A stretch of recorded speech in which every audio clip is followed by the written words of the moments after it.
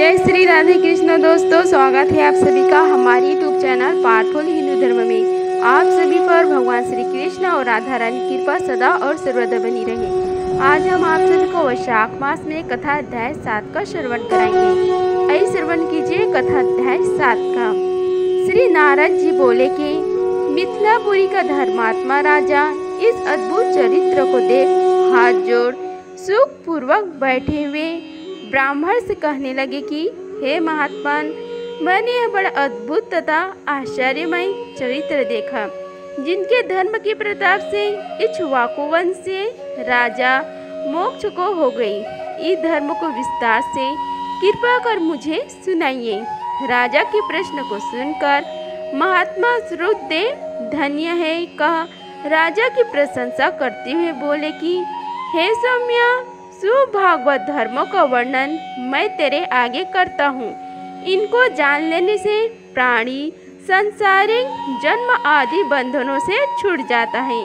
वैशाख मास में जो धर्म है, जैसे जल का घड़ा देना, प्याऊ लगवाना, मार्ग में छाया करना, बावड़ी, कुआं, तालाब, धर्मशाला बनवाना, सूर्य उदय से पहले प्रतिदिन स्नान करना, मधुसूदन भगवान का सुगंधित कोमल पुष्पों से पूजन करना, कथा सुनना, मार्ग के थके हुए की हवा करना, श्रम को दूर करने वाला गोरस, गुड़ का शरबत पिलाना, जूता, खड़ाऊ, छतरी, पंखा, तेल, शहद, ईख, कपूर, कस्तूरी, चंदन आदि सुगंधित वस्तु, सैया, खाट, फल, दही, नैवेद्य इत्यादि दान करना, गौओं को घास डालना, अन्नदान इत्यादि करना, शरीर पर तैल आदि मर्दन न करना, पत्ते पर भोजन करना, यह सब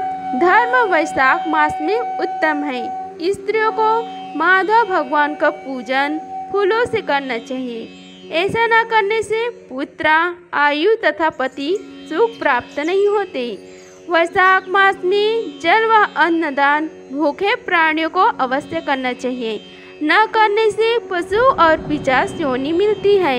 हे राजन, मैं अन्नदान न करने की एक अद्भुत कथा तेरे सामने कहता हूँ। रेवा नदी के किनारे मेरे पिता पिशाच होकर भूख और प्यास के मारे शिथिल होने लगी। उनकी सुधा और तृष्णा बढ़ गई थी। छायाहीन सेवल के वृक्ष के पास अन्न न मिलने के कारण अपना ही मांस खाने से कंठ के बीच में मांस खड़ा हो गया था। कंठ नाली का छिद्र सूक्ष्म हो जाने से पीड़ा के कारण प्राण जाने का भय था। कुआं, बावड़ी, शीतल जल को विष समझते थे। मैं गंगा यात्रा के निमित्त जा रहा था। तब मार्ग में मैं दैवेग से रेवा नदी के किनारे पर पहुंचा। वहां यह अद्भुत दृश्य देखा कि सालमली के वृक्ष की जड़ में एक पिशाच भूखा प्यासा चिल्लाता हुआ अपना ही मांस खा रहा है। वह पापी मुझे मारने के लिए दौड़ा, परंतु मेरे तेज के मारे नीत हो गया। मेरे हृदय में दया उत्पन्न हुई। तब मैंने उनसे कहा कि तू डर मत, कौन है जल्दी बता, तुझे कष्ट से अभी छुड़ा दूंगा। मेरे ऐसे कहने पर अपना पुत्र मुझे न जान कहने लगा कि पहले मैं अनर्थ देश में भूरक्ष नगर में जन्मा था। मेरा नाम मैत्र था और संस्कृति गोत्र में उत्पन्न हुआ था। तब दान, विद्या और यज्ञ आदि में मेरी बड़ी निष्ठा थी। मैंने संपूर्ण विद्या पढ़ी और पढ़ाई, संपूर्ण तीर्थ में स्नान किए। हे अंग, मैंने भिक्षा के लोभ से वैशाख मास में अन्न का दान नहीं किया। इससे विचार होता है कि इसी कारण मुझे पिशाच की योनि मिली। अब मेरे घर पर श्रुतदेव नाम का पुत्र है, जो बड़ा ख्यातिवान है।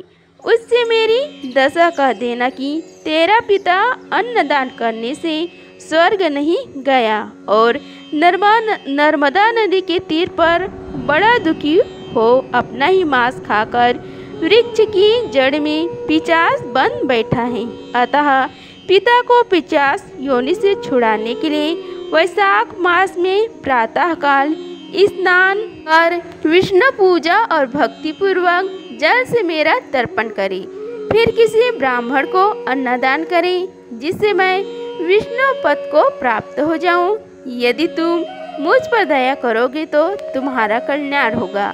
अपने पिता की ऐसी बात सुनकर दुख के मारे उनको पांव पर बहुत देर तक लकड़ी की भांति पड़ा रहा और अपनी निंदा कर नेत्रों में आंसू भर कहने लगे कि हे पिता, मैं तुम्हारा पुत्र हूँ, मैं हूँ दैवयोग से यहाँ आ गया हूँ।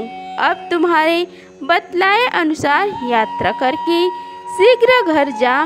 मेष की संक्रांति में विष्णु भगवान निमित्त अन्न अर्पण करूँगा।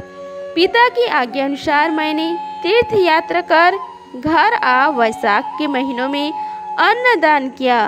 तब मेरे पिता पिशाच योनि से मुक्त हो विमान पर चढ़ मुझे आशीर्वाद दे श्री हरि विष्णु लोक को गए, जहाँ से फिर कर नहीं आते। इसलिए अन्नदान सब शास्त्रों में बड़ा धर्म कहा गया है। हे राजन, यह सब धर्मों का सारभूत है जो मैंने कह दिया। अब और किस बात को सुनने को तेरी इच्छा है, सो मुझसे पूछ, मैं तुझे सत्य कहूँगा। इस तरह वैशाख मास में कथा अध्याय 7 का समाप्त हुआ। बोलो श्री हरि भगवान विष्णु की जय। अगर आप सभी को यह वीडियो अच्छी लगी होगी तो वीडियो को लाइक कीजिए, चैनल को सब्सक्राइब कीजिए और कमेंट बॉक्स में जय श्री हरि लिखिए। धन्यवाद। मिलते हैं अगले वीडियो में, तब तक के लिए जय श्री राधे कृष्णा।